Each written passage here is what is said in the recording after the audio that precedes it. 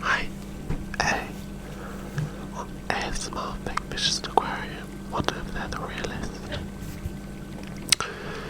So a little bit of background for this video for tonight. A couple of months ago I found an aquarium which I got as a kid from Paris. And this aquarium has got, it's an electrical aquarium with fake fishes going around. And the light is super soothing, it's so relaxing, so I'm hoping you could just sort of enjoy the nice visuals of the soothing fishes going round and round and round. And also I thought I'd make up a story about the fishes, and hopefully that will put you to sleep for tonight. Okay, off I go. So, once upon a time, there was an electrical aquarium filled with immortal fishes that had neither a birthday nor a death day, and their world only stopped each time there was a power cut. Now these fishes, like ordinary fishes, had no idea about whether their world was real or not, and every single time they tried to question it, their memories would soon fade to black to the next power cut. Now one day the clownfish asked the big question: are we fake fishes or are we real fishes? Now the other fishes did wonder. That is indeed a good question. Are we fake fishes or are we real fishes? But alas, their memories did not last, and when the power cut occurred, it was like everything was reset, right back to the beginning.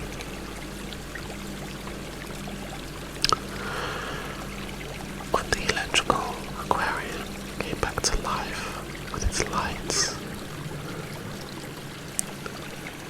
the spiky fish asked, made an observation that the coral reef was very bright, for normally under the ocean waves, less light gets through. But in this aquarium, it was so bright, as if they were above water, which made them question if they truly were real fish. And then the clownfish and the stripy fish suggested that they try and swim closer to the coral reef. But no matter how hard or what direction they tried to go, they couldn't seem to get any closer or further to the background of the aquarium, almost as if it was a dream. You keep running, but you're still in the same spot. You can jump off a building, but things just don't seem to add up. Anyway, their memories were reset due to the power cut. And when the aquarium came back to life the next day, when the electrical bill was paid, after the electrical bill was paid off, the fishes in the lit up aquarium wanted to know whether they were real fishes or not. Was the water they were swimming in real or not? But the key problem was they were comparing themselves to fishes from the ocean. And fishes from an electrical aquarium are very different to fishes from the ocean. Just like fishes are different at the top of the sea and at the bottom of the sea. And fishes are different from salty water and fresh water.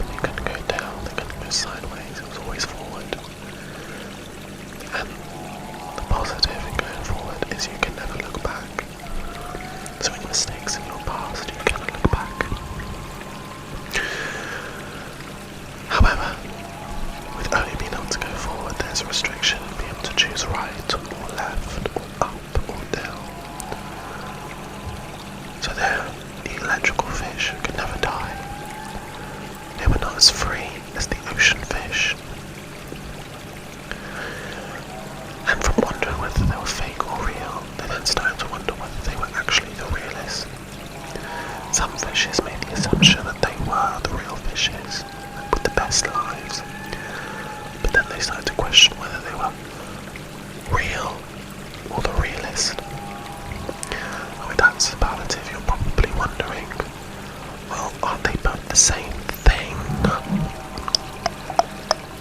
And to that, we say fishes need to know if they're the realest or not, because if they're just real, then it's not good enough. And to be the realest, you have to be the sort of fish that can just be the fishiest fish that can possibly fish. So, in being the realest, you can claim the title of the fish king or the fish queen. And that's what led to the biggest drama that ever happened in the aquariums. Because the electrical fish had no idea how to elect the monarchy for the new future kingdom of the fish fiefdom. Choosing a queen was quite relentless, because each time they got close, conveniently there was another power cut. Whilst for the ocean fish, choosing a king or queen fish was like trying to choose, well, each time they chose someone, conveniently they would get eaten, because in the ocean there are predators, and with those predators, each time someone was chosen, conveniently a shark or that fish with their thingy, the anglerfish would pop along, and bam, the king or queen fish were gone. And then some fishes wondered whether it was worth to be the realest fish, because then you had a target on your back, whether it was worth comparing yourself to the other fishes. Because like the rainbow fish, a children's book, there was a rainbow fish that gave away all their scales because all the other fishes were jealous. And you have to wonder whether that's an okay message to give to children, that even though you have all these amazing qualities, you should just give them away to basic fishes. And I think that's terribly wrong. But to be the realest fish, someone had to die, a fish no less. But did they really have to die? That's the question. Did they really have to die? And that's the biggest plot hole this story faces, is why does someone have to die just to be the realist? It doesn't make any sense. And here's the thing, there were some fishes that actually wanted to be fake fishes, but plastic surgery in the fish kingdom was still in its early stages, and at this point, what could you do? Some of them wanted longer fins, some of them wanted a slimmer gill, some of them wanted their tails to be more curvy, so that they could swish in a swishy fashion when they swim, which is absolutely ridiculous, because fishes always swish when they swim. It makes no sense. But of course, at some point, there was a plastic surgeon, typically for fishes. And when this happened, so many fishes thought by becoming the realist, they should get some plastic surgery so that they become the slimmest and the most exotic and most realist looking fish you could possibly imagine. But then something weird happened. After plastic surgery was done with them, they looked like sponges. And a sponge is not a fish. It really isn't. It's a sponge. And then they didn't know if they were super fake, or just a little bit fake, or just if they were even fishes anymore, because if you don't look like a fish, are you still a fish? Like, what is the categorization of a fish? And that's the problem. Fishes don't even see themselves as fishes. So it's tricky to know what on earth anyone was thinking in this story. So in the end, the electrical fish luckily could not get plastic surgery, so they were fine, because, you know, they were part of a design already planned by humans, so nobody could alter them or modify them. But the ocean fish, lots of fishes became sponges, and after a while they realised that's not what they wanted. So sponge fishes stopped being a thing by the year 2045. But this was after a lot of plastic surgery, and the hype for it died down. Finally, after a lot of trends, after a lot of memory loss and backs and forths, someone came up with an incredible idea. Why don't we just be ourselves? Why the hell do we have to be fake or real? Let's just focus on what we want to do, and just focus on the present. The other fish is like, oh my god, that sounds like a fantastic that sooner. Well, they couldn't think of that sooner because their memories were so bloody crap. But that's another story for another time. So they did really well. They continued with their journey and they saved humanity. Well, actually, they didn't save humanity. They killed humanity for making some of their species. They set up fish rights and saved the world 3 times, which is more than humanity have ever done. There was still a long way for the fishes to go with accepting themselves, but they made great strides. And that is the key thing to take away from this story: is don't compare yourself to other people. Don't compare. If there's something that you can see in someone else that you want to do for yourself, then focus on self-improvement. Self-improvement. That is the key thing to take away. If you make sure to have the time to focus on yourself, then you won't go far wrong. Make sure to not compare to what you see on social media or what other people are doing. Everyone's on a completely different path. Everyone has something that they have to offer that's individual to just themselves. And remember, you are special in your own special way. Even if you are an electrical fish in an aquarium with the memory of a sieve that's lost each time there's a power cut. Bye. Congratulations, you made it to the end of another video by A. This is the part where I'm going to now promote my series.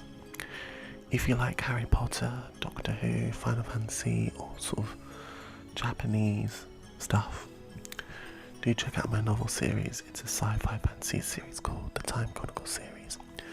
The first book and the second book are currently out on paperback, hardcover and Kindle, and they're available on Amazon, Waterstones and Barnes & Nobles. Do check it out.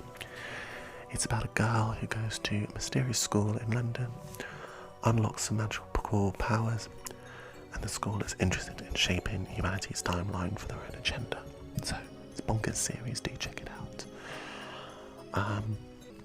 If you're interested in getting merch of the illustrations from the series, check out the Redbubble link. We've got pillows, posters, you name it, it's all there. If you want to support more content being created on this channel and also for the novel series, do become a Patreon subscriber today. Instagram, Twitter. And with that, farewell, take care, have a fantastic life, live your best life, and sayonara, a bientôt, bon nuit. Till the next time we see the sky that's blue and red and yellow and orange and blue.